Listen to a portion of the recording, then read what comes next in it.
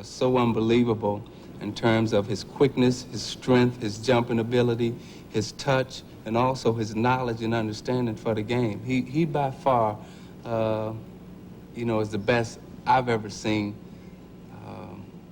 And Irvin's my boy, but, you know, Air. Yeah.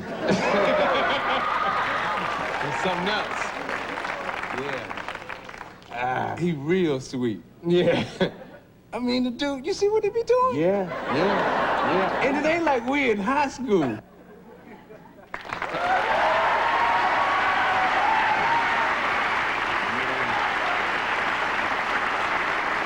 Not only a nice guy, but one of the great ball players in the NBA, saying those wonderful things about you.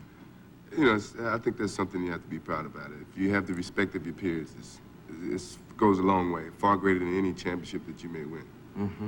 Who affects you like you affect him? Magic.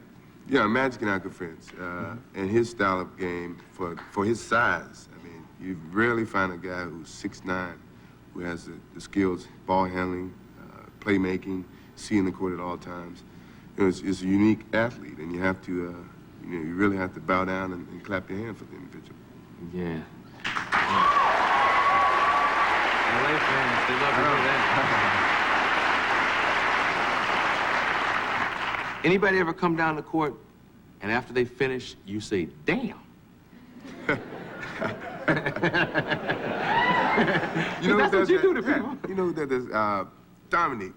Dominique is just unbelievable creativity type of player. Yeah. You never know what to expect from him. He's that type of a player. He can shoot from the top of the key, and by the time you rebounding the ball, he's climbing over your back, dunking the ball in. He's from North Carolina too now. That's North Carolina guys, so we can jump a little bit. Okay. Before we left to commercial, we were mentioning shoes. You're trying to get Scottie Pippen to wear the right shoe. And you brought me a nice pair of shoes. I appreciate it. Nikes. Air Jordans. Air Jordans. Now, okay, let's be honest. How important is the shoe? Important, you mean? You know, I mean... jumping, you mean? Yeah, I mean, can I get an old Chuck Taylor Converse made of canvas? And if I'm real sweet, I'm still gonna be sweet. Yeah, you can still get those, but you don't look good. You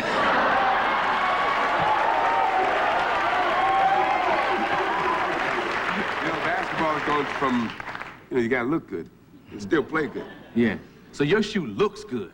What you think? I mean, you got them. It was fly. All right. It was fly. They look good. I almost wore it with the suit when they brought it up to me. You look good. Now, but does it also have some type of construction that makes the game? You know, the guys at Nike have really taken their consideration in terms of trying to put some modern technology in the shoe. We don't have the pump, you know, in the Air Jordan shoe, but they do have a pump. But, you know, my style of a shoe is a very lightweight shoe, very sleek looking, very quick looking shoe, but yet clean. And, you know, I never wore a Nike shoe until I signed with them. And then they gave me an opportunity to get involved with designing my own shoe. And that's been the most educating thing that I've ever done. And I enjoy it, and I feel very proud to wear the shoe. Yeah. What do you think about the pump, this new shoe? I guess it's a Reebok shoe. I don't have anything to say about Reebok. No, I'm just wondering, have you ever That's just like you speaking about Johnny Carson. Yeah, well, you know, it's like, I'm wondering if you've ever worn one or No, I mean... I never wore Reeboks. I mean, you know, when I was a kid, I used to wear Converse. I mean, that was a shoe of that age. And, you know, Dr. J. And then once I got into college, I was Adidas, man. I liked Adidas and Kareem Abdul-Jabbar and Marcus Johnson. All these guys were Adidas fans. And then, you know, when I met with Nike and the dollar started going up here, I had to try a shoe. I mean, I had to try it at least once. But it's a good shoe, though. I mean, if they didn't pay you anything, that's a shoe you wear, I would still right? wear it now if I had my input. I mean, if they don't pay me anything and I had the input to make my own shoe, I still would wear it. Yeah. Could I ask you another question about your personal play on the court? And you've heard me do jokes constantly since I've, you know, had the opportunity to do jokes on television. I've always had something in my act about your tongue. Now, Where did that come from and why? Well, it's been a lot of speculations initially. I mean, but You all know what I'm talking about? When Michael come down court, when he really getting ready to get seriously busy, you see this.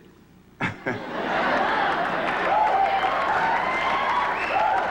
I'm wondering what that's all about, and there's some women here wondering what that's all See, look at- Well, it's an unconscious habit that I picked up from my father. Being a little kid and you watch your father work, you know, he used to stick his tongue out, and you know, I took it up and made it a habit of mine. Now I can't stop. I tried to stop. I tried playing with the mouthpiece in my mouth, and it just doesn't work. It just doesn't feel natural, and I don't know. And that's something you picked up It's from really your dad? basic. It's nothing outrageous, so don't let your mind go crazy. It's basic stuff here now. But your dad did that? Yeah, and now my father, he still does it. And my little son does it now. He's running around with his little basketball. Yeah. Everybody needs a hook, and the women love yours. Michael Jordan in a minute. We'll be back.